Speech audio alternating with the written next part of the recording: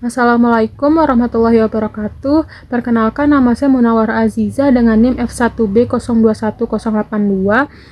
Saya akan mempresentasikan tentang karya tulis ilmiah saya yang berjudul Analisis Pengaruh Tekanan Air Terhadap Kinerja Pembangkit Listrik Tenaga Mikrohidro Menggunakan Turbin Cross Flow. Latar belakangnya yaitu kebutuhan energi semakin meningkat seiring meningkatnya perkembangan kebutuhan manusia. Pemanfaatan sumber energi dilakukan untuk mengatasi semakin menipisnya sumber energi yang memanfaatkan bahan bakar minyak. Salah satu solusi adalah memanfaatkan energi terbarukan seperti energi angin, biomasa, air, surya, dan masih banyak lagi.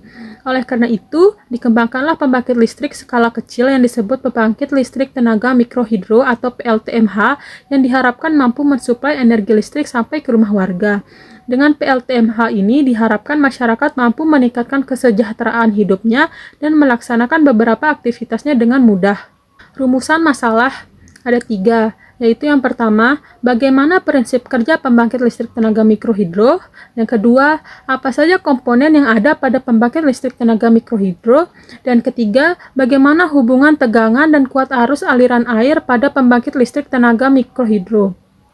Terus tujuannya ada 3 juga, yaitu pertama mengetahui prinsip kerja pembangkit listrik tenaga mikrohidro, kedua mengetahui komponen yang ada pada pembangkit listrik tenaga mikrohidro, ketiga mengetahui hubungan tegangan dan kuat arus aliran air pada pembangkit listrik tenaga mikrohidro. Bab kedua yaitu ada tinjauan pustaka.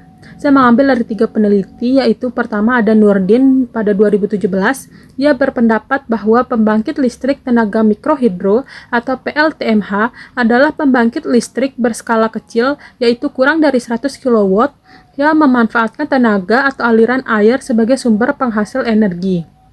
Lalu kedua ada Putra, Antonius, dan Jasa pada 2018. Mereka berpendapat bahwa pembangkit listrik tenaga mikrohidro atau PLTMH adalah suatu pembangkit skala kecil yang menggunakan tenaga air sebagai tenaga penggeraknya, seperti saluran irigasi, sungai atau air terjun alam, dengan cara memanfaatkan tinggi terjunan atau head dan jumlah debit air.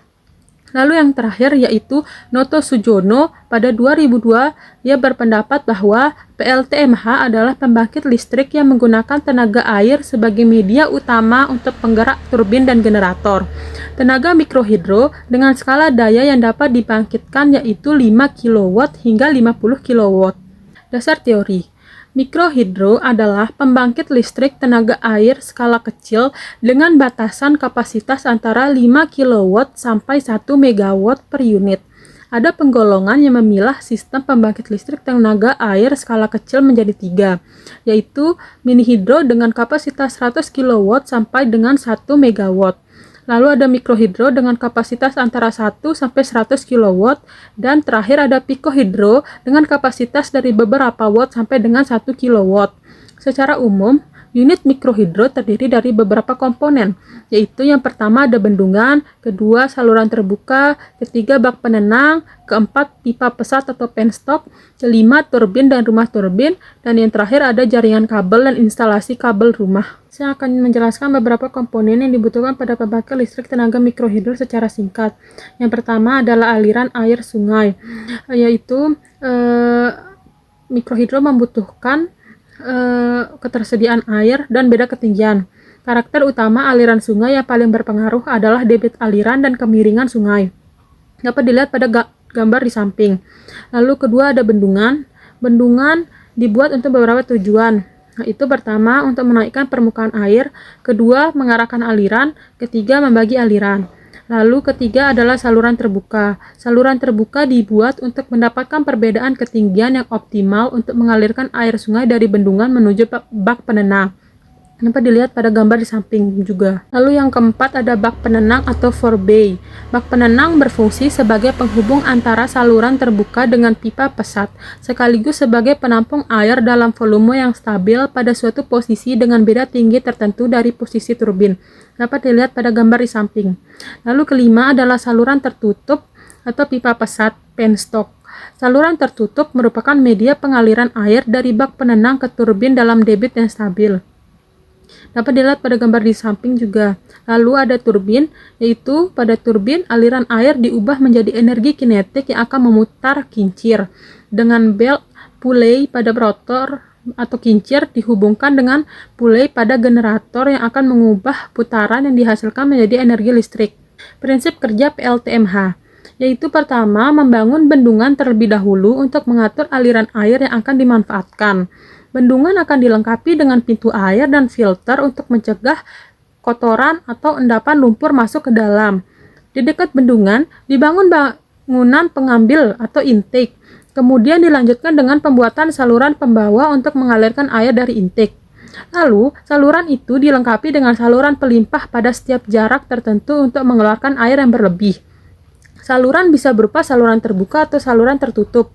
Lalu di ujung saluran pelimpah dibangun kolam pengendap. Bak penenang juga dibangun untuk menenangkan aliran air yang akan masuk ke turbin dan mengarahkannya ke pipa pesat. Pipa pesat berfungsi mengalirkan air sebelum masuk ke turbin.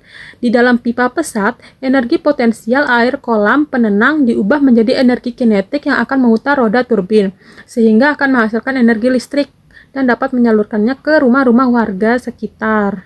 Bab 3, metodologi penelitian.